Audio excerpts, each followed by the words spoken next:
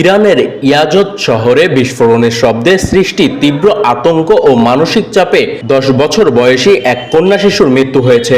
দেশটির সংবাদ সংস্থা ফার্স নিউজ এক প্রতিবেদনে এ তথ্য জানিয়েছে। প্রতিবেদনে বলা হয়েছে, শহরের বাইরে একটি সামরিক অবস্থানে যুক্তরাষ্ট্র ও ইসরায়েল জোট ভয়াবহ বিমান হামলা চালায়। এতে ওই বিস্ফোরণের ঘটনা ঘটে। ইয়াজদ প্রদেশের উপগভর্নরের বরাত দিয়ে জানানো হয়েছে, বিস্ফোরণের শব্দে শিশুটি প্রচন্ড ভয় পায় এবং গুরুতর মানসিক আঘাতে তার মৃত্যু হয়।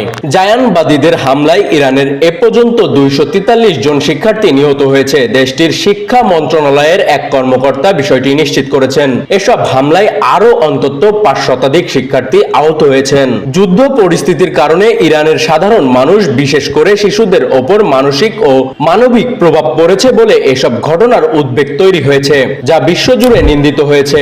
খোদ মার্কিন মুলুকেও রয়েছে প্রতিবাদ। তারপরও জায়নবাদীরা নৃশংস হামলা চালাচ্ছে। Desk report, সুবর্ণভূমি।